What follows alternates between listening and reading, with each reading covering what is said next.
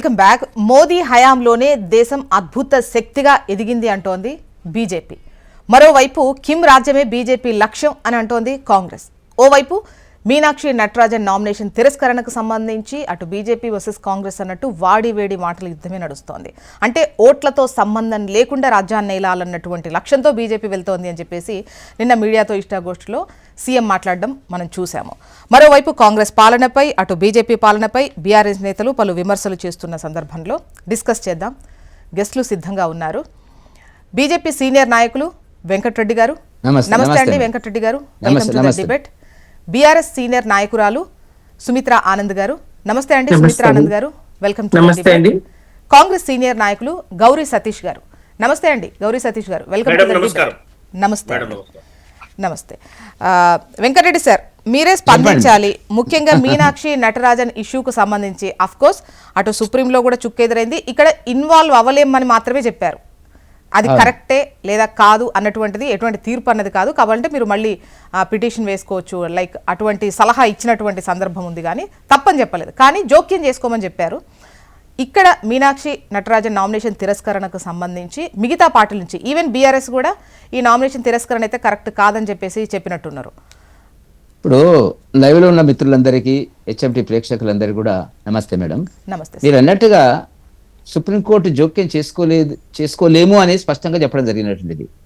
ఆ మాత్రము న్యాయపరమైనటువంటి నాలెడ్జ్ లేకుండానే సింఘ్వి లాంటి వాళ్ళు కూడా సుప్రీంకోర్టుకి వెళ్ళడం అనేది జరిగింది. రెండో విషయం చెప్పినారు, గత చరిత్రలో ఇన్ని సంవత్సరాల ఎన్నికల లోపల సుప్రీంకోర్టు ఎప్పుడైనా జోక్యం చేసుకుంటుందా, కోర్టులు ఎప్పుడైనా జోక్యం చేసుకుంటా ఇటువంటి కేసులు, అది ఎన్నికలకు సంఘానికి సంబంధించినటువంటి విషయమే అని చెప్పి పంపినారు. వాళ్ళకి ఏ రకమైన లీగల్ నాలెడ్జ్ ఉందో దాన్ని బట్టి అర్థమవుతున్నటువంటిది. రెండవది, రేవంత్ రెడ్డి గారు మాట్లాడుతున్నటువంటి దానికి అర్థం పర్థం లేకుండా ఆయన పదవికి రకరకాల వ్యాఖ్యానాలు వస్తున్నాయి. ఇప్పుడు ముఖ్యంగా మీనాక్షి నటరాజన్కు సంబంధించినటువంటి కేసులో 2022లో శ్రీలత పెట్టినటువంటి కేసు అది. 2022లో తెలంగాణకు ఆమెకి ఏమి సంబంధం లేదు. ఆమె నాకు తెలిసినంత వరకు సబ్జెక్టు కరెక్షన్ 2024లో ఇన్ఛార్జ్గా ఇక్కడికి రావడం జరిగింది.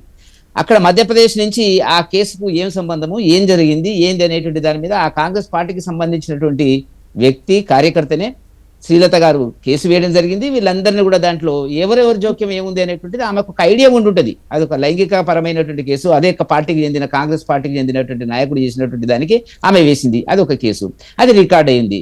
ఇప్పుడు దానికి దీనికి ఏం సంబంధం, అది ఎట్లా బయటకు వచ్చింది? ఇక్కడ నుంచి కాంగ్రెస్ వాళ్ళే కదా చెప్పింది. అక్కడ మా మంత్రి గారు చెప్పినారు, మధ్యప్రదేశ్లో మా మంత్రి గారు స్పష్టంగా చెప్పింది ఏంటంటే, ఇక్కడి నుంచి ఊపందించినారు, ఇక్కడి నుంచే కోవర్టులు ఉన్నారు, ఆ విషయం వాళ్ళకు తెలుసుకోవాల్సినటువంటి అవసరం ఉంది అనేటువంటి మాట చెప్తే, ఇప్పుడు ఎవరు కోవర్టులు అనేటువంటి దాని మీద ఈ కాంగ్రెస్ లో అంతర్మతనం జరుగుతుంది, హైకమాండ్ లో జరుగుతుంది. ఇప్పుడు రేవంత్ రెడ్డి గారి చుట్టూ తిరుగుతున్నటువంటిది ఆయన ఇంకోరా అనేటువంటి దాని కింద జరుగుతున్నట్లో తాను ఎట్లా బయటపడాలి దీని అనేటువంటి దాని కింద మరింత రెచ్చిపోయి కిషన్ రెడ్డి గారిని, భారతీయ జనతా పార్టీ పాలనని కిమ్తో, ఉత్తర కొరియా అధ్యక్షుని కిమ్తో పోల్చడం అనేటువంటి దారుణమైన సంఘటన. చాలా విషయాలు, మరి మొన్ననే వెళ్ళినాడు కదా ప్రధానమంత్రి గారిని, నవ్వుతూ షేక్ హ్యాండ్ ఇచ్చినాడు కదా. ఆ రోజు కిషన్ రెడ్డి గారు అన్ని ప్రాజెక్టులకు అడ్డం పడుతుండే ఒక మాట చెప్పొచ్చు కదా. మరి ఆ మాట చెప్పి బయట ఇక్కడ చెప్పొచ్చు కదా, మా ప్రాజెక్ట్ అన్నిటి కిషన్ రెడ్డి గారు, కేంద్ర మంత్రి కిషన్ రెడ్డి గారు అడ్డం పడుతున్నారు, సహకరించడం లేదనే విషయం ఎందుకు చెప్పలేదు? చెప్పొచ్చు, ఇప్పుడు ప్రెస్ లో చెప్పొచ్చు కదా, చిట్ చాట్లో చెప్పొచ్చు కదా.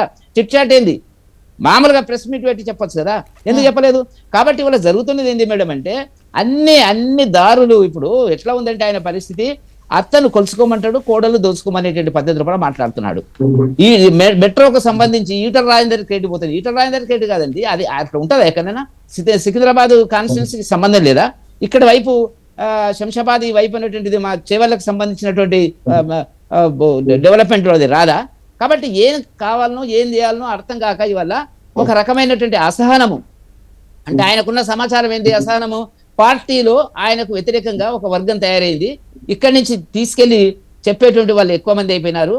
హైకమాండ్ కూడా ఆ కోణం లోపల ఆలోచిస్తుంది. కాబట్టి ఎప్పుడు పదవి ఉంటుందో పదవి పోదో అనేటువంటి దాని కింద ఆయన అంటే పొత్తి నుంచి కాంగ్రెస్ లో ఉన్నటువంటి వ్యక్తి కాదు కదా ఆయన. ఇవాళ మాట్లాడుతున్నాడు, కిమ్కు పోల్స్తున్నాడు. 1975లో మేడం, బహుశా మీరు పుట్టి ఉండరు, నేను పుట్టే ఉన్నాను, 22 సంవత్సరాలు ఉన్నది. ఎమర్జెన్సీ విధించినప్పుడు రాజనారాయణ కేసులో ఇందిరాగాంధీ ఎన్నిక చెల్లదు అని ఇచ్చినప్పుడు రాత్రి ఎమర్జెన్సీ ప్రాథమికాలను రద్దు చేసి గందరగోళంగా ఆర్థిక వ్యవస్థ అన్నిటిని కూడా ఆ రోజు హిందూ పేపర్ నాకు బాగా జ్ఞాపకం ఉంది, హిందూ చదివేవాడిని నేను.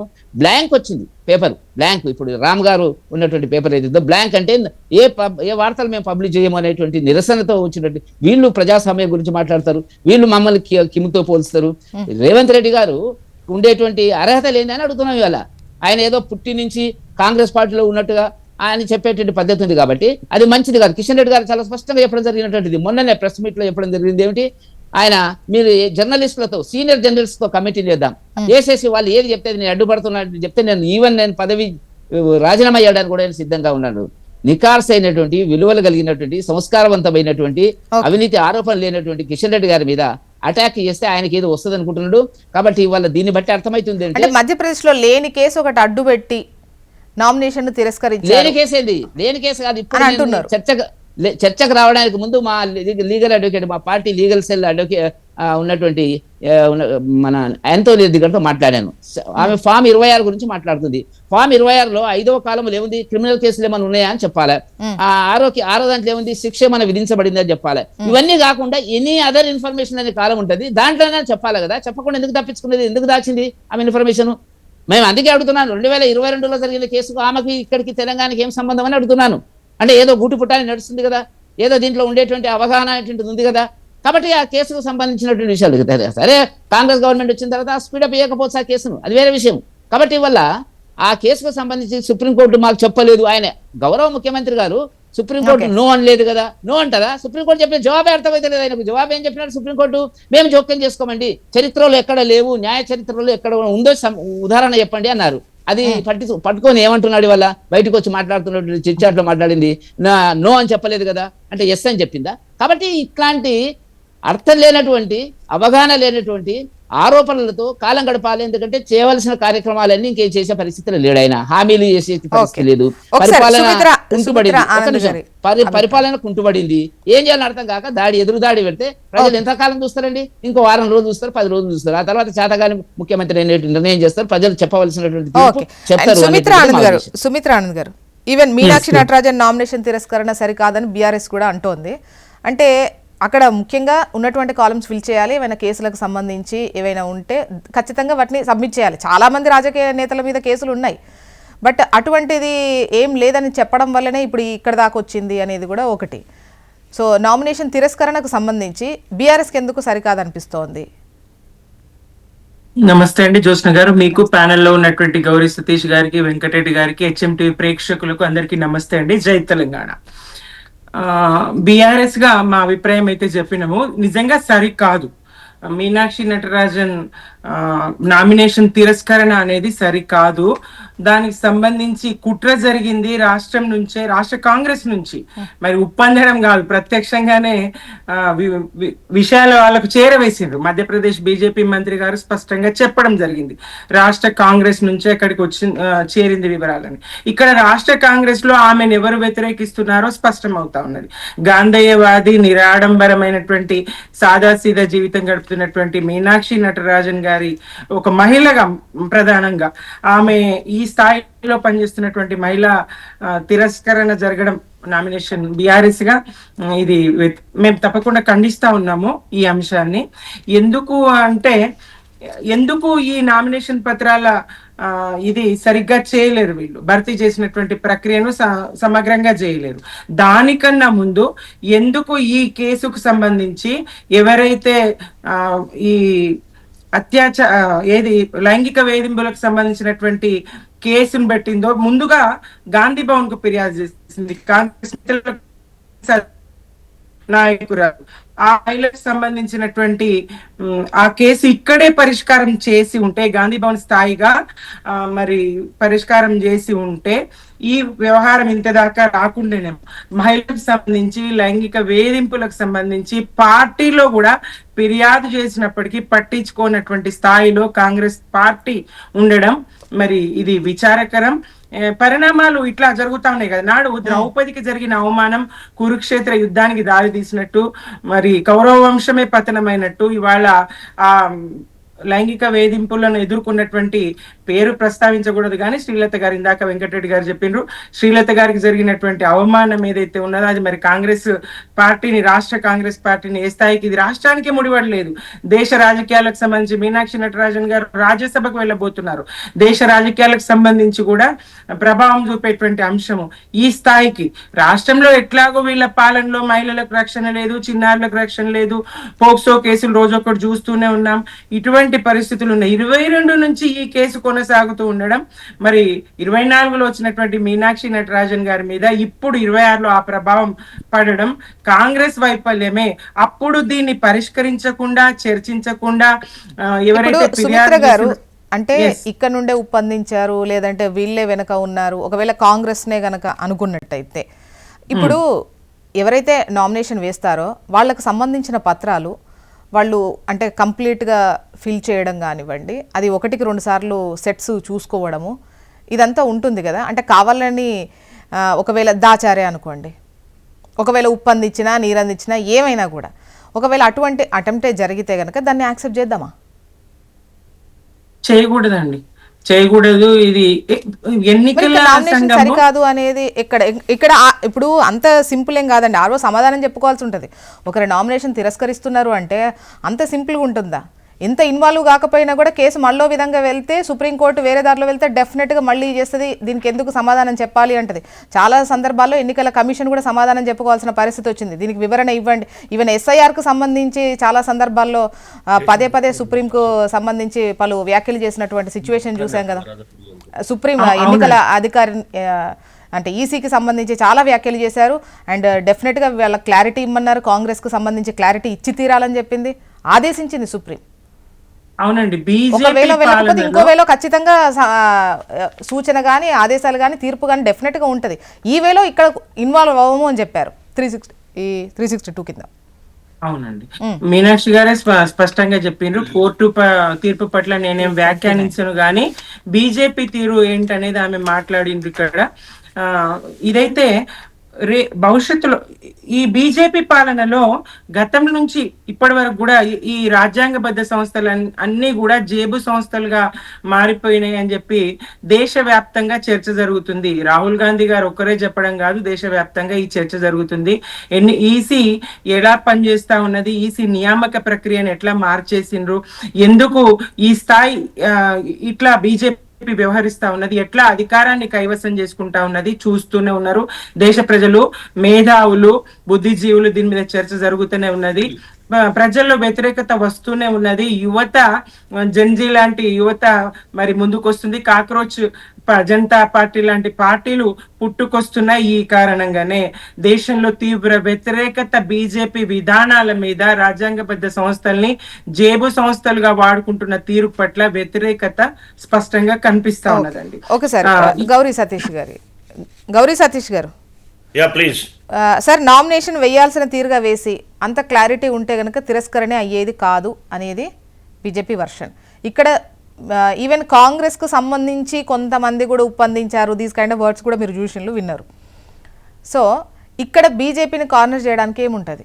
కేసు మీది, దానికి సంబంధించి సమాధానం చెప్పుకోవాల్సింది మీరు. ఒకవేళ ఆ వివరాలు చెప్పింది ఏంటి అంటే వివరాలు చెప్పడం, ఒకవేళ ఈవెన్ మీరు చెప్పినా కూడా తప్పేం కాదేమో. ఒకవేళ కేసు ఉండి అది చెప్పకుండా ఉంటే కాంగ్రెస్కు సంబంధించిన నేతలు చెప్పినా కూడా తప్పు కాదేమో. చెప్పండి. ముందుగా ప్యానెల్లో ఉన్నటువంటి భారతీయ జనతా పార్టీ సీనియర్ నాయకులు వెంకటరెడ్డి గారికి, బీఆర్ఎస్ నాయకురాలు సుమిత్రానందన్ గారికి, మీకు హెచ్ఎంటీ ప్రేక్షకులందరూ కూడా నమస్కారం తెలియజేస్తూ, ఒక్కసారి భారతదేశ వ్యాప్తంగా ఉన్నటువంటి భారతీయ జనతా పార్టీ అధికారంలో ఉంది ఒక 4 రాష్ట్రాల్లో తప్ప, దేశంలో అధికారంలో ఉన్న సందర్భాన్ని మనం గుర్తు చేసుకుంటూ ప్రజాస్వామ్యాన్ని ఏ విధంగా అపహాస్యం చేస్తుందో కూడా గుర్తు చేసుకున్నాం. ఎందుకనంటే మధ్యప్రదేశ్ రాజ్యసభ ఎన్నికల్లో భారతీయ జనతా పార్టీకి ఉన్నటువంటి సంఖ్యాబలం ఎంత, ఎన్ని రాజ్యసభ సీట్లు వస్తాయో మనందరూ కూడా బాగా తెలుసు. మరి రాజకీయ విలువలు పాటించకుండా 3వ అభ్యర్థిని ఎందుకు పోటీలో నిల్చోబెట్టారో ఒక్కసారి భారతీయ జనతా పార్టీ కేంద్ర నాయకత్వం సమాధానం చెప్పాలి. ఎందుకనంటే అక్కడ ఉన్నటువంటి ఎమ్మెల్యేల సంఖ్య ఆధారంగా రాజ్యసభ సభ్యులు 32 నుంచి 34 మంది వరకు ఆ రాజ్యసభ సభ్యులు ఎన్నుకోవడానికి ఓట్లు అవసరపడతాయి అనేది మనందరూ కూడా తెలిసే విషయమే. మరి అలాంటి పరిస్థితిని ఎందుకు వాళ్ళు అడ్వాన్స్గా అంటే అక్కడ ఉన్నటువంటి రిటర్నింగ్ ఆఫీసర్ని కానీ అక్కడ ఉన్నటువంటి ఎన్నికల సంఘాన్ని కానీ ప్రలోభంకు గురి చేయాలని లేదా వాళ్ళకు ఒత్తిడి తీసుకురావాలనే ఉద్దేశంతోనే కదా. దాంతోపాటుగా ఇటీవల జరిగినటువంటి ఛత్తీస్గఢ్లో జరిగినటువంటి రాజ్యసభ ఎన్నికల్లో కూడా భారతీయ జనతా పార్టీ పోటీ చేసినటువంటి ఎవరైతే రాజ్యసభ అభ్యర్థులు ఉన్నటువంటి వాళ్ళు ఎక్కడైతే కాలమ్స్ ఏవైతే ఉన్నటువంటి అప్లికేషన్ ఫామ్ ప్రాపర్గా నింపినప్పుడు కూడా వారికి ఎన్నికల సంఘం కానీ వారిని పిలిచి సవరించినటువంటి సందర్భాన్ని ఒకసారి గుర్తు చేసుకోవాలి. దాంతోపాటుగా ఏదైతే ఎన్నికల సంఘానికి ఉన్నటువంటి విచక్షణ అధికారాలను ఇందాక మనం ప్రస్తావించినట్టుగా ఈ భారతదేశంలో ఉన్నటువంటి స్వయం ప్రతిపత్తి గల సంస్థలన్నీ కూడా భారతీయ జనతా పార్టీ జేవి సంస్థలుగా పనిచేస్తున్నాయి. ఏ విధంగానంటే నచ్చితేనేమో నజరానా, నచ్చకపోతే వారికి జరిమానా వేసే విధంగా పరిపాలన విధానంగా ఉంది విపక్ష పార్టీలు అధికారంలో ఉన్నటువంటి రాష్ట్రాలు అనేది మనందరూ కూడా తెలుసు. అయినా ఈ ప్రజాస్వామ్యం ఒక్కసారి ఆలోచన చేసుకోవాలి. 1951 నుంచి మొదట ఎన్నికలు జరిగినప్పటి నుంచి 2014 వరకు ఎన్నికల సంస్థను ఏదైతే అటానమస్ గా ఉన్నటువంటి బాడీని స్వతంత్రంగా పనిచేయడానికి అవకాశం ఎవరు కల్పించారో కూడా గుర్తు చేసుకోవాలి. మరి 2014 నుంచి ఈ దేశంలో ఉన్నటువంటి వివిధ రాష్ట్రాల్లో కానీ రాజ్యసభ సభ్యుల ఎన్నికల్లో కానీ ఆయా సందర్భాల్లో విపక్షాలు గెలిచినటువంటి ఎమ్మెల్యే స్థానాల్లో కూడా భారతీయ జనతా పార్టీ అధికారంలో రావడానికి ఏమేమి సంఘటనలు చేసిందో కూడా ఒకసారి గుర్తు చేసుకోవాలి కదా. అవన్నీ మర్చిపోయి మాకు అప్లికేషన్ ఫామ్ నింపరాదని లేదా భారతీయ జనతా పార్టీకి ఏం సంబంధం అని అంటే ఒకటే బేసిక్ క్వశ్చన్ ఏంటంటే మనం ఇందాక ప్రస్తావించినట్టుగా ఉన్నటువంటి సంఖ్యాబలం ఎంత, వారు వేసినటువంటి నామినేషన్ల సంఖ్య ఎంతనో భారతీయ జనతా పార్టీ సమాధానం చెప్పాలి. దాంతోపాటు మీనాక్షి నటరాజన్ గారి పైన ఎవరైతే నారాయణపేట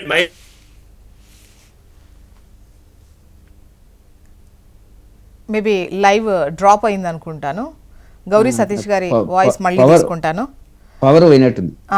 వెంకటరెడ్డి గారు మీరు సమాధానం చెప్పండి. అంటే మీకున్న సంఖ్యాబలం ఎంత, మీరు నిలబెట్టింది ఎంత, మీరు వేసిన నామినేషన్స్ ఎన్ని అనేది ఆయన ప్రశ్నించారు మిమ్మల్ని. ఇదే మాట్లాడుతుండ్రు. నిన్న మన డిబేట్ లో కూడా కొంతమంది నాయకులు టిఆర్ఎస్ నాయకులు మాట్లాడినారు. ఇప్పుడు అక్కడ ఉండేటువంటిది సుమారుగా 240-245 ఎగ్జాక్ట్లీ ఆ రేంజ్ లో సీట్లు ఉన్నమాట వాస్తవం. మూడు సీట్లు ఉన్నాయి. కాంగ్రెస్ కు మెజారిటీ ఒక సీటు గెలవడానికి ఉంటే ఉండవచ్చు. ఇప్పుడు మహాభారతంలో అనేక విషయాలు మన దృష్టిలో ఉంటాయి. రాజ్య స్థాపన కోసం కానీ న్యాయ అన్యాయాలకు కానీ అది ఇక్కడ ఒకటి కోర్టు ఆలస్యానికి సంబంధించి కూడా మీనాక్షి గారికి నష్టం జరిగింది, దానికి బాధ్యులు ఎవరు, ఇప్పుడు ఎవరు భర్తీ చేస్తారు అన్నటువంటి క్వశ్చన్ కూడా వస్తోంది.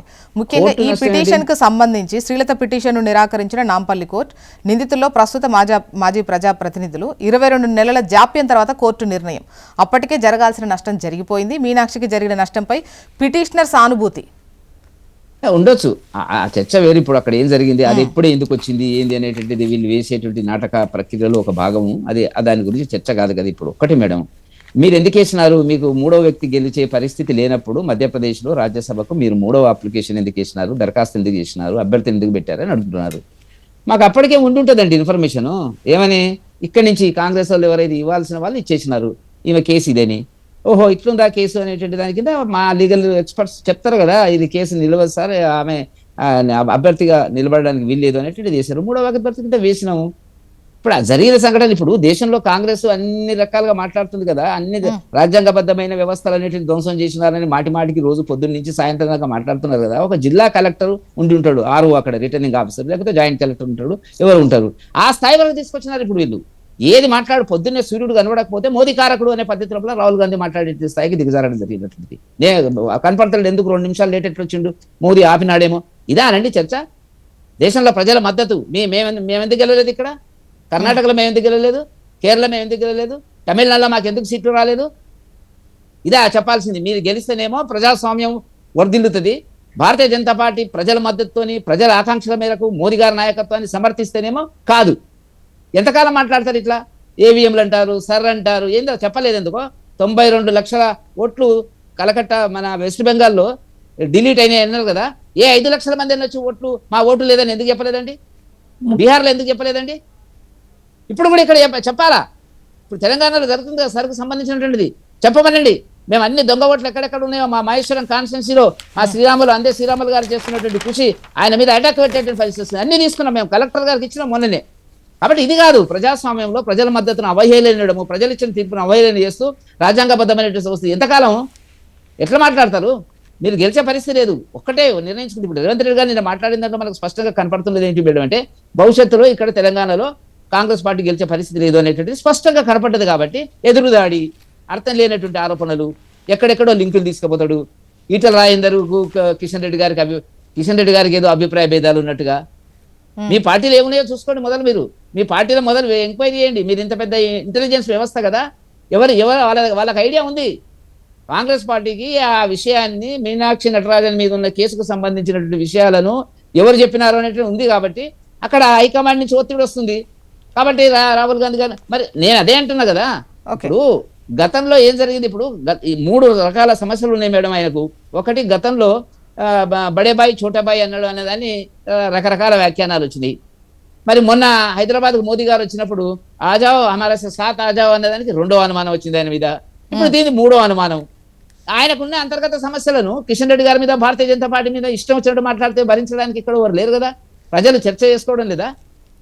ప్రజలకు ఆలోచన లేదు. సుమిత్రా ఆనంద్ గారు, ఈవెన్ నిన్న సీఎం గారు మాట్లాడేటప్పుడు బీఆర్ఎస్ కు సంబంధించి కూడా పలు విమర్శలు చేసినటువంటి సందర్భం చూసాం. ఫిరాయింపుల పైన కావచ్చు, అండ్ ఓవరాల్గా బీఆర్ఎస్ ఉనికికి సంబంధించి కావచ్చు మాట్లాడారు. ఏంటి మీ రెస్పాన్స్ ఏంటి? రేవంత్ రెడ్డి గారి వ్యవహారం రాష్ట్ర ప్రజలు గమనిస్తున్నారు. ఆయన తనను కాపాడుకునే ప్రయత్నంలో, లేదా తనను నిలబెట్టుకునే ప్రయత్నంలో, అటు బీజేపీని నమ్మించే ప్రయత్నం, ఇటు కాంగ్రెస్ నమ్మించే ప్రయత్నం, మా వైపే వస్తాడేమని బీజేపీ ఆశగా ఎదురు చూడడం, ఎటు వెళ్ళిపోతాడో అని కాంగ్రెస్ నిలువరించే ప్రయత్నం చేస్తూ నన్ను నిలబెడతారు, ఈ 5 ఏళ్ళు నేను కొనసాగుతాను అనేటువంటి నమ్మకంతో ఈ 2 రకాల డ్రామా ఆడుతా ఉన్నాడు. నెక్స్ట్, బీఆర్ఎస్ కు ప్రజలు కాంగ్రెస్ వైఫల్యాలు, పాలన చేతగానితనం, రేవంత్ రెడ్డి అబద్ధాలు ప్రజలకు అర్థమైనాయి. బీఆర్ఎస్ కు ఆదరణ పెరుగుతా ఉంది. కేసీఆర్ గారి పాలన ఎట్లా ఉండే పోల్చి చూసుకుంటా ఉన్నారు. ఈ సందర్భంగా బీఆర్ఎస్ మీద ఆయన బురద జరుగుతూనే ఉంటాడు. ఇది సహజం. వచ్చేది ఎట్లాగో నెక్స్ట్ కాంగ్రెస్ కు నెక్స్ట్ 3వ స్థానమే అని చెప్పేసి అంటున్నారు. అంటే అధికారంలో ఉన్న వాళ్ళు 3వ స్థానానికి పడిపోతారా? ఖచ్చితంగానండి. ఈ పడగొట్టడమే ఆయన ఉద్దేశం. రేవంత్ రెడ్డి గారి ప్రయత్నం కూడా అదే. కాంగ్రెస్ లో 3వ స్థానం కాదు, పూడ్చిపెట్టడమే ఆయన చేస్తున్నటువంటి పని. దీనివల్ల స్పష్టమవుతా ఉన్నది కదా, కాంగ్రెస్ ను దెబ్బ కొట్టేది ఎవరో కాదండి, రేవంత్ రెడ్డి గారి. ప్రజల్లో కాంగ్రెస్ పట్ల పూర్తి వ్యతిరేకత రావడానికి, పూర్తి ఇది రావడానికి, మరి బీఆర్ఎస్ కు పెరగడానికి కూడా రెండింటిని పోల్చి చూసుకోవడం ఒకటైతే, ఇది ప్రజల్లోంచే వస్తున్నది. కాబట్టి బీజేపీనే 2వ స్థానంలో ఉంచాలని, అవసరమైతే అధికారంలోకి తీసుకురావాలనే ప్రయత్నం రేవంత్ రెడ్డి గారు చేస్తున్నారు. అది స్పష్టమైతా ఉన్నది. తన మిత్రుడు బండి సంజయ్ గారిని, మరి ఆయన మీద వచ్చినటువంటిది పక్కదారి మరలించడానికి, ఆ చర్చ ఆయన కుమారుడి వల్ల జరిగినటువంటి ఇది తొలగించడానికి ఇవాళ కిషన్ రెడ్డి గారి పేరు తీస్తా ఉన్నాడు పదే. ఈ కిషన్ రెడ్డి గారు ఎవరైనా అడ్డుకోవడం జరగదు, కాకపోతే ప్రయత్నం చేయకపోవచ్చు. రాష్ట్రానికి జరగాల్సినటువంటి మేలు చేయడంలో, రాష్ట్రానికి రావాల్సిన పథకాలు రావడంలో వీళ్ళు ప్రయత్నం చేయకపోవచ్చు, పోరాడకపోవచ్చు. వాళ్ళ వరకు వాళ్ళు ప్రయత్నం చేయొచ్చు. ఇస్తా అంటే వద్దన్నారు, అడ్డుపడరు అంటున్నారు. మీ ఒపీనియన్, అడ్డుపడరు అని అంటున్నారు. అడ్డుపడేంత స్థాయి నీచ రాజకీయాలు చేస్తారు అని నేనైతే అనుకోను. ఎందుకంటే వీళ్ళు రేపొద్దున మళ్ళీ రాష్ట్రం నుంచే ఎన్నిక కావాలి, వేరే ఏ రాష్ట్రంలోంచో కాదండి. ఈ రాష్ట్ర ప్రజలు వీళ్ళని ఎన్నుకోవాలి. కాబట్టి అడ్డుపడే స్థాయి. నాడు తెలంగాణ ఉద్యమంలో ఆయన పాల్గొనలేదు, దానికోసం త్యాగము చేయలేదు, పదవులు వదులుకోను లేదు, అయినప్పటికీ వ్యతిరేకించలేడు. ఇప్పుడు కూడా తెలంగాణ అభివృద్ధి కోసం పెద్దగా ఆయన పాటుపడలేదు. గారు, ఇప్పుడు మీరు అన్నట్టు అంటే 3వ స్థానం కాంగ్రెస్ కంటే అది రేవంత్ రెడ్డి గారి వల్లనే పడిపోద్ది అని అంటే, మరి ఇటువైపు అంటే మీరు అంటున్నారు ఒక మాట, అంటే బీజేపీకి కొంచెం బూస్టప్ ఇవ్వడం కోసం కొన్ని కేసులకు సంబంధించి సహకరించారు, ఇటువంటివి చేస్తున్నప్పుడు మరి కిషన్ రెడ్డి గారిని ఎందుకు అంటారు? కిషన్ రెడ్డి గారిని ఎందుకంటారంటే బండి సంజయ్ గారి కోసం అండి. బండి సంజయ్ గారి మీద వచ్చిన మచ్చ తొలగించే ప్రయత్నం, ప్రజల్లో చర్చ. ఇంకోటి, అధిష్టానాన్ని నమ్మించే ప్రయత్నం కూడా, కాంగ్రెస్ అధిష్టానాన్ని నమ్మించే ప్రయత్నం, ఇదొకటి దాంట్లో భాగం కావచ్చు. బీజేపీతో ఈయన పోరాడుతా ఉన్నాడు, బీజేపీతో ఫైట్ చేస్తా ఉన్నాడు రాష్ట్ర స్థాయిలో విపరీతంగా అని చెప్పి నమ్మించే ప్రయత్నం కూడా కావచ్చు. మొత్తానికి ఇది ఒక రేవంత్ రెడ్డి మైండ్ గేమే తప్ప దీంట్లో అయితే స్పష్టత లేదు. రేవంత్ రెడ్డి గారు ప్రజలు నమ్మే పరిస్థితి ఉండదు. కిషన్ రెడ్డి గారు అడ్డుపడుతున్నారు అనేది వాస్తవం కాదు. గౌరీ సతీష్ గారు, యా ప్లీజ్. ఇప్పుడు ఇక్కడ ఉన్నటువంటి బీజేపీ నేతలు, తెలంగాణ బీజేపీ నేతలు అసలు రాష్ట్ర ప్రయోజనాల కోసం అసలు కొట్లాడట్లేదు, దీస్ కైండ్ ఆఫ్ విమర్శలన్నీ వాళ్ళు రెగ్యులర్గా వింటున్నారు. ఏమన్నా ఇస్తే వీళ్ళు ఎందుకు అడ్డుపడతారు, ఎందుకు రానియరు, తేవట్లేదు అనేది కాదు, వాళ్ళకి కదా మంచి పేరు. అందుకే తెలంగాణ రాష్ట్రం నుంచి తెలంగాణ ప్రజలు 8 మంది ఎంపీలను ఇచ్చిండ్రు, 8 మంది ఎమ్మెల్యేలు ఇచ్చిండ్రు. భారతీయ జనతా పార్టీ కేంద్ర నాయకత్వం ఇద్దరు కేంద్ర మంత్రులుగా అవకాశం కల్పించింది. తెలంగాణ రాష్ట్రం ఏర్పడి ఒక పుష్కర కాలం అవుతుంది. 13వ ఏట ఎంటర్ కావడం అనేది జరిగింది. మరి తెలంగాణ రాష్ట్రానికి రావాల్సినటువంటి నిధుల విషయంలో కానీ, తెలంగాణ రాష్ట్రానికి మిగతా రాష్ట్రాల నుంచి ఉన్నటువంటి నీటి సమస్యల పరిష్కారంలో కానీ రాష్ట్రం నుంచి ప్రాతినిధ్యం వహిస్తున్నటువంటి మంత్రులు ఎందుకు ప్రస్తావించలేదో సమాధానం చెప్పాలి కదా. ఎస్, మాకు ఇయ్యాలని లేదు, ఇస్తుంటే అడ్డుకోమనుకుంటున్నటువంటి బీఆర్ఎస్ కానీ, వారు అడ్డుకునే పరిస్థితి లేదంటున్నటువంటి బీఆర్ఎస్ కానీ, లేదా మీ నిబద్ధత చాటుకోవాల్సినటువంటి బాధ్యత భారతీయ జనతా పార్టీ నుంచి ఎన్నికైనటువంటి ఎంపీల పైన, దాంతోపాటు కేంద్ర మంత్రులపైన ఉందా లేదా? రాష్ట్ర ప్రయోజనాల కోసము, రాష్ట్రానికి రావాల్సిన నిధుల కోసము, రాష్ట్రంలో ఏర్పాటు చేయవలసినటువంటి కేంద్ర సంస్థల కోసము అడగవలసిన బాధ్యత భారతీయ జనతా పార్టీ పైన ఉందా లేదా? ఎస్, మాకు బాధ్యత లేదని చెప్పి అదొక బహిరంగంగా చెప్పమని చెప్పండి. దాంతోపాటు పదే వాళ్ళు చెప్తా ఉన్నారు, మరి పన్నుల రూపంలో ఫెడరల్ స్ఫూర్తికి అనుగుణంగా రాష్ట్రం నుంచి ఎన్ని నిధులు వస్తూ ఉన్నాయి, దాని రేషియో ప్రకారము రాష్ట్రాలకు రావాల్సినటువంటి నిధులు ఎందుకు వాళ్ళు బడ్జెట్లో కేటాయించట్లేదో కూడా సమాధానం చెప్పాలి కదా. అది చెప్పకుండా మేము అడిగితే ఇస్తే వద్దంటమా, మాకు ర్యాంకులు ఉన్నాయంటే చాలా మంచిదే మీ ర్యాంకు, ఆ ర్యాంకు ద్వారా రాష్ట్ర అంటే ఇక్కడ కిషన్ రెడ్డి గారు ఒక్కరినే టార్గెట్ చేశారా అని అంటే డెఫినెట్ గా రాష్ట్రానికి రావాల్సిన వాటికి సంబంధించి బీజేపీ నేతలు అడగాలి, కొట్లాడాలి, తేవాలి. ఈవెన్ అన్నారు కదా, మీరు కేబినెట్ సమావేశాలు మీరు కనుక పోకపోతే అది సాధ్యం కాదా అని చెప్పేసి సీఎం గారు అంటున్నటువంటి క్రమంలో ఎందుకు అడ్డుపడతారు, అది ఒక్కరి గురించే కార్నర్ చేస్తున్నారా అనేది వాళ్ళ క్వశ్చన్. నేనేమంటే ఇప్పుడు ఎవరన్నా ఖండించినప్పుడు నేను సైలెంట్ గా ఉన్నంటే దాని మీనింగ్ ఏంది? మౌనం అంగీకారం అన్నట్టే కదా. మరి రాష్ట్రానికి రావాల్సినటువంటి ప్రయోజనాల గురించి, రాష్ట్రానికి ప్రత్యేకమైనటువంటి నిధుల కేటాయింపులు కానీ, వివిధ ప్రాజెక్టులకు కేటాయించినటువంటి నిధుల విషయంలో ఎందుకు భారతీయ జనతా పార్టీ వాళ్ళు రాష్ట్రం నుంచి ప్రాతినిధ్యం వహించి ఎందుకు అడగట్లేదు? దాంతోపాటుగా మనం అందరం కూడా ఫీల్ కావాల్సినటువంటి పరిస్థితి, తెలంగాణ రాష్ట్ర ఆవిర్భావాన్ని కానీ, తెలంగాణ రాష్ట్రం యొక్క బిల్లు ప్రవేశపెట్టిన విధానాన్ని కానీ మరీ కించపరుస్తూ ఉంటే, ఒక తెలంగాణ బిడ్డగా, ఈ ప్రాంత ప్రజల ప్రతినిధులుగా దాన్ని వ్యతిరేకించవలసినటువంటి బాధ్యత వారిపైన ఉందా లేదా? రాజకీయాలు పక్కన పెడితే రాష్ట్ర ప్రయోజనం కోసం, లేదా స్వాభిమానంతోని స్వాలంబన కోసం, మన స్వయం పరిపాలన కోసం ఏర్పాటు చేసుకున్నటువంటి రాష్ట్రాన్ని వాళ్ళ పార్టీ ప్రధానమంత్రి గారు కానీ, లేదా ఎంపీలు కానీ మిగతా వాళ్ళు కించపరుచున్నటువంటి మాట్లాడినప్పుడు కనీసం స్పందించవలసినటువంటి బాధ్యత వారిపైన ఉందా లేదా? ఇవన్నీ కదా మనం చేసుకోవాలి. అవేం చేయకుండా మేము అడగం, వచ్చేటి అడుకోం, మేము అడ్డుకోవట్లేదు అంటే మీకు బాధ్యత లేదా? ఈ తెలంగాణ రాష్ట్ర ప్రజలు మిమ్మల్ని ఆశీర్వదిస్తే తెలంగాణ ప్రజలకు మీరు ఇస్తున్నటువంటి ప్రయోజనాలు, వారి రాష్ట్రానికి రావాల్సినటువంటి సంక్షేమ పథకాల విషయంలో కానీ, నిధుల కేటాయింపులో కానీ మీకు పాత్ర లేదా? ఇది కదా సమాధానం చెప్పాల్సింది. అది చెప్పకుండా మమ్మల్ని టార్గెట్ చేశారు, మేము వద్దంటామా అని అంటే అంత ఏమని సంకేతం పంపుతా ఉన్నారు? ఎస్, మొన్న లాస్ట్ డిబేట్ లో మాట్లాడినప్పుడు మేము అధికారంలోకి వస్తే సింగరేణికి ఇవన్నీ ఇస్తాం అంటే కేంద్రం యొక్క వాటా లేదా సింగరేణిలో? ఇవన్నీ విషయాలు కదా భారతీయ జనతా పార్టీ నుంచి ప్రాతినిధ్యం వహిస్తున్నటువంటి ఎంపీలు కానీ, కేంద్ర మంత్రులు కానీ సమాధానం అంటే ఒక డెసిషన్ కి మెజారిటీ అంటే ఖచ్చితంగా రాష్ట్రానికే హక్కు, అంటే డెసిషన్ తీసుకునేటువంటి రైట్ అండ్ 51% రాష్ట్రానికి, 49 కేంద్రం. ఈ క్రమంలో ఏదైనా డెసిషన్ తీసుకోవాలంటే మీరే కదా ముందు. సో రెండు గనక ఉంటే ఈజీ కదా వాళ్ళకి డెసిషన్ తీసుకోవడం కాదా? ఇప్పుడు మనం అందరం కూడా ఆలోచన చేయాలి. ఈ దేశంలో ఏదైతే డబుల్ ఇంజన్ సర్కార్ ఉన్నటువంటి రాష్ట్రాల్లో కానీ, విపక్షాలు ఉన్నటువంటి రాష్ట్రాల్లో కానీ, లేదా ఎన్నికల ముందు భారతీయ జనతా పార్టీ మాట్లాడినటువంటి మాటలు కానీ, దాంతో పాటు పుష్కర కాలాన్ని ఈ సందర్భంలో ఇటీవల కంప్లీట్ చేస్తున్నటువంటి ప్రధానమంత్రి గారు కానీ ఈ దేశానికి ఏం సంస్కరణలు తెచ్చారు? వారు మరి జవహర్లాల్ నెహ్రూతో కంపేర్ చేసుకోవడం ఏంటి? నగకు నాగలో కలుపుకున్న తేడా కదా. ఇవన్నీ విషయాల పట్ల భారతీయ జనతా పార్టీ తెలంగాణ రాష్ట్రం గురించి, తెలంగాణ రాష్ట్ర ఆవిర్భావం గురించి, తెలంగాణ రాష్ట్రానికి రావాల్సినటువంటి నిధుల గురించి ప్రస్తావించకపోవడం ఎంతవరకు? దాంతోపాటు ఏదైతే 49-51 రేషియోలు ఉన్నటువంటి దాన్ని ఎస్ మా వాటా ఇస్తాం అని చెప్పవలసిన బాధ్యత వారిపైన ఉందా లేదా? అది చెప్పకుండా మేము వస్తేనే మాకు 100% వస్తేనే చేస్తామంటే ఈ రాష్ట్రం నుంచి మీకు బాధ్యత లేదా? ఈ రాష్ట్ర ప్రజలు మీకు అవకాశాన్ని కల్పేలేరా? ఎందుకు అవకాశం కల్పించడానికి వారిపైన కక్ష తీర్చుకుంటా ఉన్నారా మీరు? ఇవన్నీ కదా భారతీయ జనతా పార్టీ సమాధానం చెప్పాలి. సో ఏమంటున్నామంటే భారతీయ జనతా పార్టీ కేంద్రంలో అధికారం ఉంది కాబట్టి ఈ చిన్న రాష్ట్రం నిన్న సీఎం గారు మాట్లాడుతూ ఈ ప్రశ్న కూడా లేవనెత్తారు. తుమ్మిడిహెట్టి కోసం కేంద్రం మహారాష్ట్ర నుంచి 1500 ఎకరాలు ఇప్పించలేదా అని అన్నారు. గతంలో మహారాష్ట్రలో కాంగ్రెస్ ఉంది, తెలంగాణలో కాంగ్రెస్ ఉంది, కేంద్రంలో కూడా కాంగ్రెస్ ఉంది.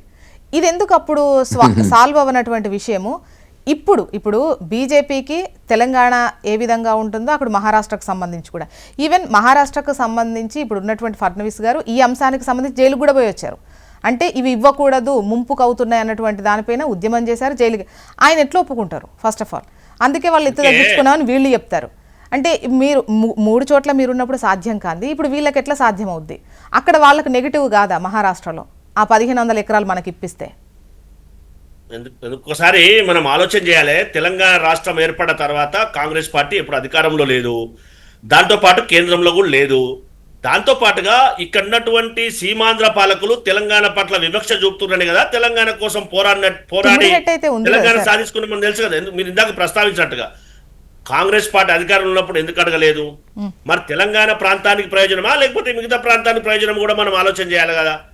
తుమ్మిడిహట్టి అనేది తెలంగాణ రాష్ట్రం ఏర్పడిన తర్వాత తెలంగాణ రాష్ట్రం ఈ ప్రాజెక్ట్ కనుక నిర్మాణం చేస్తే ఆ జిల్లాలకు ప్రయోజనం అవుతుంది, నీటి దార అనేది మన అందరికి కూడా తెలిసిన విషయమే.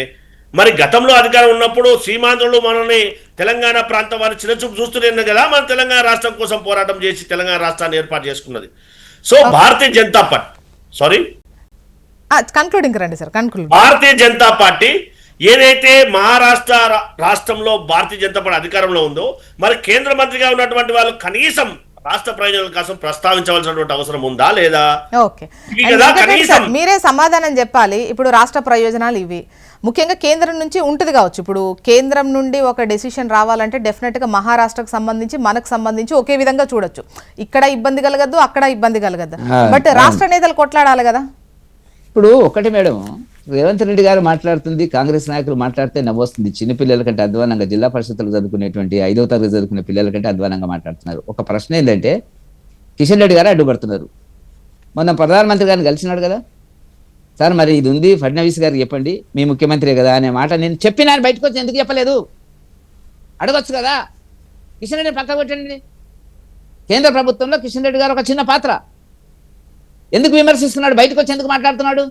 నేను అదే చెప్పినా, అత్తని కొలుచుకోమని కోడలు దొంగిలించమనేటువంటి పద్ధతి లోపల చెప్పాలి కదా. నువ్వు మాట్లాడినావు, నవ్వుతూ మాట్లాడినావు కదా, చేతులు చేయి ఆయన భుజం మీద చేసినాడు కదా, మీ భుజం మీద చేసి మాట్లాడినాడు కదా. సార్ ఇది ఒక 1500 ఎకరాలు ఇప్పించండి సార్, ఇంకా మెట్రో ఇప్పించండి సార్. ఆ మాట మెట్రో గురించి మాట్లాడండి తప్ప దాని గురించి ఎందుకు మాట్లాడలే? ఇవాళ జరుగుతున్న పరిస్థితి ఏంటంటే కిషన్ రెడ్డి గారు రాజకీయాలు తెలియదా? భారతీయ జనతా పార్టీ తెలంగాణ అధికారం రావాలని మాకు ఇష్టం లేదా? మేము ఎందుకు అడ్డుకుంటామండి? ఇంకా 4 తెస్తాం. కాబట్టి ఇవాళ రేవంత్ రెడ్డి గారు అన్ని రంగాల లోపల, పాలన లోపల విఫలమైన పరిస్థితి లోపల అది ఎన్నుకున్నాడు. ఆయనకు అడ్వైజర్స్ ఎవరో నాకు తెలియదు. ఇక 2.5 సంవత్సరాలు అయిపోయింది. 6 నెలలు అయితే 3 సంవత్సరాలు అవుతుంది, సంవత్సరం అయితే ఎన్నికలు వాతావరణం ఏర్పడుతుంది. కాబట్టి ఆయన మాట్లాడుతున్నట్టు ఏంటంటే ఎట్లా గెలిచే పరిస్థితి లేదు. కాబట్టి మా అంచనా కాదు, ఈవెన్ టీఆర్ఎస్ అంచనా కూడా ఏంది, పోటీ మాకు బీజేపీకి మధ్యన పోటీ ఉంటుంది అనేటువంటి పరిస్థితికి వచ్చింది. వల్ల సరే వాళ్ళు గెలుస్తారా మేము గెలుస్తామా ప్రజలు నిర్ణయిస్తారా అది వేరే సంగతి.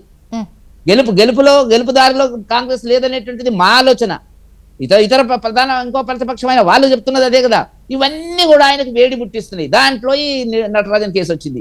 రెండవది సింగరేణికి సంబంధించి మాట్లాడుతున్నారు. 51% రాష్ట్ర ప్రభుత్వం, గత టీఆర్ఎస్ ప్రభుత్వంలో శ్రీధర్ గారిని అనేక సంవత్సరాలు కొనసాగించినారు. వాళ్ళ ఇంట్రెస్ట్ వాళ్ళకు ఉన్నాయి. కవిత గారు అక్కడ ట్రేడ్ యూనియన్ లీడరు, వాళ్ళ ఇంట్రెస్ట్ వాళ్ళకున్నాయి, అన్ని సాధించుకున్నారు. మేమేమన్నామంటే తెలంగాణలో చేయాల్సిన నిర్ణయాలు సింగరేణికి సంబంధించి మేము అధికారంలోకి వస్తే చేస్తామని కిషన్ రెడ్డి గారు అన్నారు. ఎందుకు 2 సార్లు బట్టి విక్రమార్క పోయినారండి. పాజిటివ్ గా మాట్లాడినాడు, పాజిటివ్ గానే ఆయన కూడా మాట్లాడి స్పందించినాడు. ఎవరు బట్టి విక్రమార్క సింగరేణికి సంబంధించి ఎందుకు అరుస్తారండి నాకు అర్థం కాదు. నేను మొన్ననే చెప్పిన, ఏదైతే మెట్రో ఉందో, మెట్రో 2 ఉందో, మెట్రో 2కు సంబంధించినటువంటిది 30 మాసాల తర్వాత మొన్న అగ్రిమెంట్ చేసిండు రేవంత్ రెడ్డి గారి అధికారంలోకి వచ్చి 30 మాసాలు అవుతుంది. కోల్డ్ స్టోరేజ్ లో ఉంది. మొన్న ఎల్ఎన్టీ నుంచి విముక్తి పొంది 15,000 కోట్లు అనుకుంటాను వాళ్ళ కాంపెన్సేషన్ ఇచ్చి ఒప్పుకున్నటువంటిది మే 8వ తారీఖు నాడు జరిగింది. అది మీరు పంపించుంటారు. ఇప్పుడు పంపించగానే అప్పుడే అవుతుందా? టెక్నికల్ అనాలిసిస్, టెక్నికల్ డిపార్ట్మెంట్స్ అంతా రివ్యూ చేయదా? నేను పంపించి 4 రోజులైంది. కొన్ని పత్రికలు రాస్తున్నాయి ఎట్లా పంపించి 4 రోజులు, 4 రోజులకి అయిపోతుందా? కిషన్ రెడ్డి గారు చాలా సందర్భాలు చెప్పిండు అవి వస్తావి. హైదరాబాద్ ORR చుట్టూ కూడా మెట్రో వస్తాయని చెప్పినాడండి. దానికి సంబంధించినటువంటి DPRలు సరిగ్గా పంపడం లేదు, ల్యాండ్ ఎక్విజిషన్ సరిగ్గా చేయడం లేదు, చాలా projects central projects land acquisition చేయడం లేదు. కాబట్టి ఇవాళ రేవంత్ రెడ్డి గారి పరిస్థితి ఎట్లుందంటే మంచి పనులు చేస్తే గెలిచే పరిస్థితిలో ఇక వాళ్ళు ఏమి లేదు కాబట్టి బ్లేమ్ గేమ్ ఆడితే వస్తుంది అనుకుంటారు. కానీ ప్రజలు తెలివైన వాళ్ళు, అధికారంలో ఉండి నువ్వేం చేసినావు, నేను చేసినవేందో చెప్పరాదు. ఇప్పుడు చేసినట్టు కార్యక్రమాలు ఏందో చెప్పు. ఉద్యోగస్తులకు 5 కరువు భత్యాలు ఇవ్వాలా, వాళ్ళు ధ్వజం ఎత్తుతున్నారు. వాళ్ళ జీతంలోకి వెళ్ళి మెడికల్ హెల్త్ అనేటువంటిది ఏమి లేకుండానే 1.5% తగ్గించేసినావు. ఇదానండి జరగాల్సినటువంటిది. వాళ్ళు అనుకుంటున్నారు బ్రహ్మాండంగా ఉంది మాకు అనేది. లేదట్ల పరిస్థితి లేదు. ఇవాళ రైతు బంధు, రైతు భరోసా ఎక్కడ పోయింది? రైతులు ఇట్లా గుర్రం అంటున్నారు. ఏం చెప్తారు దానికి సమాధానం? ఓకే, సుమిత్రానంద్ అంటున్నది. సుమిత్రానంద్ గారు చెప్పండి. ఇప్పుడు 3వ స్థానానికి కాంగ్రెస్ పడిపోతుంది. ఒకవైపు హామీలు ఇవి అవని మీరు విమర్శిస్తున్నటువంటి క్రమంలో, ఒకటి వాళ్ళు మంచి మెజారిటీతోనే గెలిచారు. ఈవెన్ గతంలో అధికారంలో ఉన్న మీరు 3వ స్థానానికి ఏం పడిపోలేదు. వాళ్ళు ఇట్లా 3వ స్థానానికి పడిపోయే అవకాశం ఉంటుంది అనేది ఒక క్వశ్చన్. అయితే ముఖ్యంగా ఇప్పుడు రాష్ట్ర ప్రయోజనాలకు సంబంధించి ఇటు ఏదైతే బీజేపీ వర్సెస్ కాంగ్రెస్ నడుస్తుందో కేంద్రం దగ్గర నుంచి రావాల్సిన వాటికి సంబంధించి దానిపైన ఒపీనియన్ చెప్పండి. అంతే, ఈ రెండింటిపైన మాట్లాడండి. కేంద్రం నుంచి రావాల్సినటువంటి దానికి బీజేపీ గట్టి ప్రయత్నం అయితే చేస్తలేదు. 2 జాతీయ పార్టీలది తెలంగాణ పట్ల అదే వైఖరి. అటు కాంగ్రెస్ అయినా ఇటు బీజేపీ అయినా. ఇటు కాంగ్రెస్ వీళ్ళు మాట్లాడతారు, ఎవరిని ముఖ్యమంత్రిగా తీసుకొచ్చి పెట్టిండ్రు, ఇక్కడ ఏమైనా ఉద్యమంతో సంబంధం ఉన్నదా? లేదు. ఆయనకు తెలంగాణ ప్రజల అవసరాలు, ప్రజల ఆకాంక్షలు, ప్రజల మేలు రేవంత్ రెడ్డి గారు పట్టదండి ఆయనకు. కానిపోని అంశాన్ని ముందరేసుకొని చర్చ చేయడం తప్ప జరిగేది ఏమీ లేదు. తెలంగాణ ప్రజలకు ఈ 2.5 సంవత్సరాల్లో ఒరిగిందేమీ లేదు.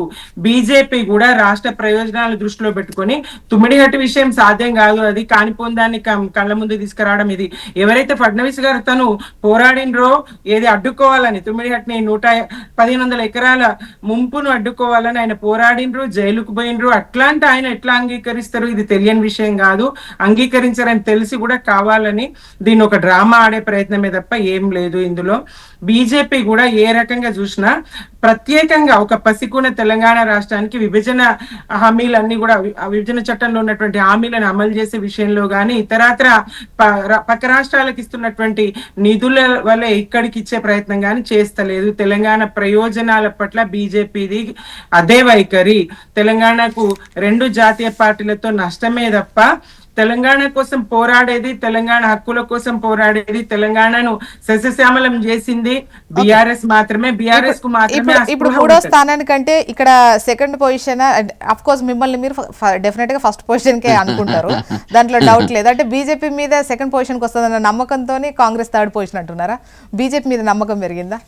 బీజేపీ మీద మాకు నమ్మకం పెరగడం కాదండి, ప్రజలకు కాంగ్రెస్ మీద నమ్మకం పోయిందని మేము చెప్పదలుచుకున్నాం. ప్రజలకు కాంగ్రెస్ మీద నమ్మకం పోయింది. అన్ని అబద్ధాలు, ఎన్నికలకు ముందు అబద్ధాలే, ఎన్నికల తర్వాత అబద్ధాలే. వీళ్ళు తెలంగాణ ప్రజల్లో ఈ వర్గాన్ని మోసగించలేరు, ఈ వర్గానికి న్యాయం చేసిండ్రు అనేది లేదు కదా. రైతులైనా, విద్యార్థులైనా, నిరుద్యోగులైనా, ఉద్యోగులైనా, పదవి విరమణ పొందినటువంటి ఉద్యోగులైనా, మహిళలు, జనాభాలో సగానికి పైగా ఉన్నటువంటి మహిళల విషయంలోనైనా అన్ని రకాలుగా అన్ని వర్గాలను మోసగించే ప్రయత్నమే, అబద్ధం ఆడే ప్రయత్నమే చేస్తా ఉన్నారు. అందరికీ బాకీ పడ్డారండి ప్రజల్లో. ఈ మనిషికి కాంగ్రెస్ ప్రభుత్వం బాకీ లేదు అని చెప్పడానికి ఒక మనిషి కూడా మిగిలిలేడండి. ప్రజలందరికీ కూడా బాకీ పడి ఉన్నారు, హామీలు ఇచ్చిండ్రు. కాబట్టి వాళ్ళు నమ్మకం పోగొట్టుకున్నారు. రేవంత్ పాలన ప్రజల్లో కాంగ్రెస్ పట్ల విశ్వాసాన్ని పోగొట్టింది, నమ్మకాన్ని పోగొట్టింది, అధర పాతాళానికి నెట్టేసింది. ఎన్నడూ కనీ విని ఎరగని స్థాయిలో కాంగ్రెస్ పట్ల వ్యతిరేకత ఇప్పుడు వచ్చింది. సతీష్ గారు మాట్లాడండి. జ్యోత్స్న మేడం గారు చెప్పండి. ఇందాక మా సుమిత్రక్క చెప్పినట్టుగా అన్ని వర్గాలను మోసం చేసింది ఎవరో? ఈ ఇటీవల జరిగినటువంటి అసెంబ్లీ ఎన్నికల్లో అందరు కూడా గుర్తుపెట్టిండ్రు. పార్లమెంట్ ఎన్నికల్లో కూడా ఏం చేశారు, ప్రత్యక్షంగా చూడడం అనేది జరిగింది. దాంతో పాటుగా భారతీయ జనతా పార్టీ దేశంలో ఏం చేస్తుందో కూడా భారతదేశంలో ఉన్నటువంటి ప్రజలందరూ కూడా, బుద్ధిజీవులంతా కూడా ఆలోచిస్తూ ఉన్నారు. ఆ దిశగా రాబోయే పార్లమెంట్ ఎన్నికల్లో వాళ్ళు పాతాళానికి పోతారా లేకపోతే డిపాజిట్లు గల్లంత అయితే అనేది ఓటర్లు నిర్ణయిస్తారు. సరే, కళలు గలానే కానీ పగటి కళలు కలవద్దు అనేది కాంగ్రెస్ పార్టీ భావిస్తుంది. ఎందుకంటే ముఖ్యంగా రాష్ట్రంలో కానీ దేశంలో కానీ భారతీయ జనతా పార్టీ వ్యవహరిస్తున్నటువంటి తీరు మంచి పద్ధతి కాదు. ప్రజాస్వామ్యాన్ని కొను చేసే విధంగా కానీ, లేదా సంక్షేమ పథకాల ప్రవేశపెట్టడం విషయంలో కానీ, దాంతోపాటు దేశంలో ఉన్నటువంటి ప్రజల పట్ల ఆర్థిక భారాన్ని మోపే విషయంలో కానీ ఏ విధంగా వ్యవహరిస్తుందో ప్రజలు గ్రహిస్తూ ఉన్నారు. తెలంగాణ రాష్ట్రంలో భారతీయ జనతా పార్టీ బీఆర్ఎస్ రెండు ఒక నాణానికి బొమ్మ బొరుసు లాంటివే. అవి ఖచ్చితంగా రాబోయే సాధారణ ఎన్నికల్లో కూడా 2.5 సంవత్సరాల తర్వాత ఖచ్చితంగా పాతాళానికి పోతాయి. అందులో ఇట్లాంటి అనుమానం లేదు. దేశంలో కూడా భారతీయ జనతా పార్టీ వారు ఇచ్చినటువంటి హామీలు కానీ, వారు చేస్తున్నటువంటి విధానాలు కానీ ఏ విధంగా ఉన్నాయి ప్రజలు గ్రహిస్తూ ఉన్నారు కదా. ఖచ్చితంగా కాంగ్రెస్ పార్టీ రాష్ట్రంలో కానీ దేశంలో కానీ అటు రాష్ట్రంలో రెండవసారి అధికారంలోకి వస్తే ఇట్లాంటి అనుమానం. ఎందుకంటే ఇటీవల జరిగినటువంటి సర్పంచ్ ఎన్నికలు కానీ, మున్సిపల్ ఎన్నికలు కానీ, ఈ ఎంపీ ఎన్నికలు చూసాం కదా ప్రత్యక్షంగా బీఆర్ఎస్ పరిస్థితి ఏముందో. సో ఇవన్నీ మర్చిపోయి మాట్లాడితే ప్రజలు గ్రహిస్తారు కదా. కాబట్టి కాంగ్రెస్ పార్టీ ప్రజాస్వామ్యాన్ని పరిరక్షించాలంటే, సంక్షేమ పథకాలు ప్రవేశపెట్టాలంటే, సామాజిక న్యాయం కావాలంటే కాంగ్రెస్ పార్టీ కావాలని ప్రజలందరికీ కూడా బాగా అంటే మీరు ఇచ్చినటువంటి హామీలు ఇప్పుడు 2.5 ఏళ్ళు అవుతోంది ఆల్మోస్ట్, అంటే వాటికి సంబంధించి ఎదురు చూస్తున్నారు. ఇచ్చిన మాట నిలబెట్టుకోలేదు కాబట్టి ప్రజలు మీ వెంట ఉండరు అనేది ఇంతకుముందు సుమిత్రానంద గారు మాట్లాడినప్పుడు కానీ. మేము ఇందాక సుమిత్రానంద గారు మాట్లాడిన 4 విషయాలను ప్రస్తావిస్తా. మహిళలకు డాక్రా సంఘాలకు లోన్ ఇస్తున్నది ఎవరు, వాళ్ళని కోటీశ్వరులు చేస్తుంది ఎవరో ఒక్కసారి ఒక మహిళగా ఒక్కసారి ఆలోచన చేయాలి. దాంతో పాటు వరంటే ఉన్నటువంటి రైతులు తెలంగాణ రాష్ట్రంలో సరిపోతే కనీసం పలకరియకుండా పక్క రాష్ట్రాలకు వెళ్ళి 2 లక్షల రూపాయలు ఎవరిచ్చిందో కూడా తెలుసు. కనీసం ఈ తెలంగాణ రాష్ట్రంలో టీఎస్పీఎస్సీ ద్వారా ఉద్యోగ నియామకాన్ని సక్రమంగా నిర్వహించినటువంటి టిఆర్ఎస్ బీఆర్ఎస్ పార్టీ ఒక్కసారి నిరుద్యోగుల గురించి మాట్లాడే నైతిక అర్హత ఉందో ఒక్కసారి ఆలోచన చేయాలి. మరీ ముఖ్యంగా విద్యార్థుల పట్ల 2.5 సంవత్సరాలు వాళ్ళకి రావాల్సినటువంటి నిధులు బకాయిలు ఏవైతున్నా అవి ఇవ్వకుండా వాళ్ళకి శటకోపం పెట్టింది టిఆర్ఎస్ బీఆర్ఎస్ కాదా ఒక్కసారి సమాధానం చెప్పాలి. ఆనాడు మరి రాజకీయ పార్టీ చెప్పినటువంటి టిఆర్ఎస్ సతీష్ గారు ఇవన్నీ కూడా ఎన్నికల టైంలో వాళ్ళ వైఫల్యాలకు సంబంధించి మాట్లాడినప్పుడు అనుకున్న స్థాయిలో ఉద్యోగాలు కావచ్చు, మిగతా కొన్ని అనుకున్న స్థాయిలో ఏం రాలేదు అని చెప్పేసి కూడా చాలా సందర్భాల్లో మాట్లాడారు. అందుకే మీరు అధికారంలోకి వచ్చారు. బకాయిల ప్రస్తావన మీకు కాలేజెస్ ఉన్నాయి బకాయిల ప్రస్తావన ఈ 2.5 ఏళ్ళవి ఇప్పటి వరకు మీరు ఎంత క్లియర్ చేసిండ్రు వాళ్ళకు? అంటే 2890 కోట్లు క్లియర్ చేసినటువంటి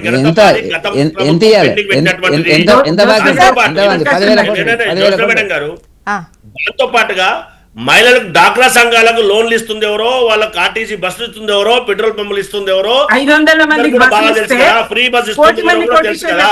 దాంతో పాటు 67,400 ఉద్యోగాలు భర్తీ చేసింది ఎవరో కూడా తెలుసు కదా. 2 లక్షలు ఇవ్వాలి ఉద్యోగాలు, 2 లక్షలు ఇవ్వాలి. ఇప్పుడు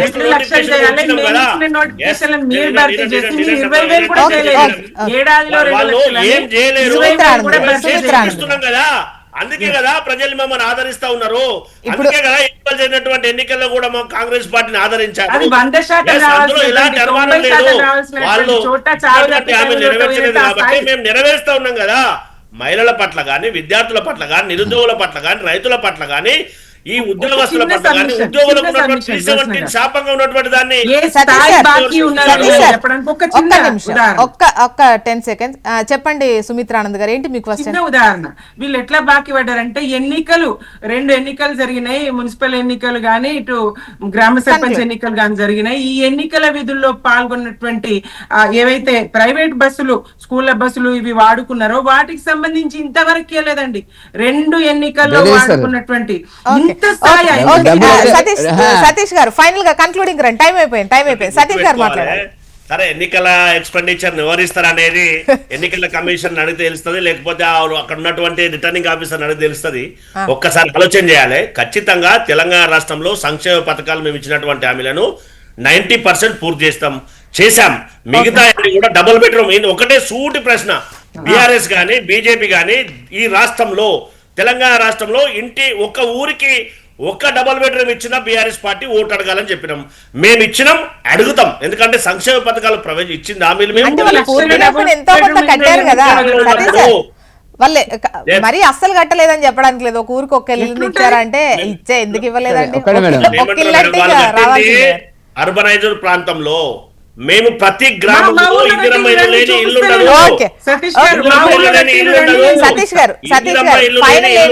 రాష్ట్రానికి సంబంధించి చూస్తే ఇప్పటికి 2.5 ఏళ్ళు అయింది. ఇంకొక 1 ఇయర్ తర్వాత డెఫినెట్ గా టోటల్ గా ఇంకొక ఇయరే ఉన్నా కూడా 1.5 ఇయరే ఉన్నా కూడా టోటల్ గా ఎన్నికల మూడ్లోకి వెళ్ళిపోతారు.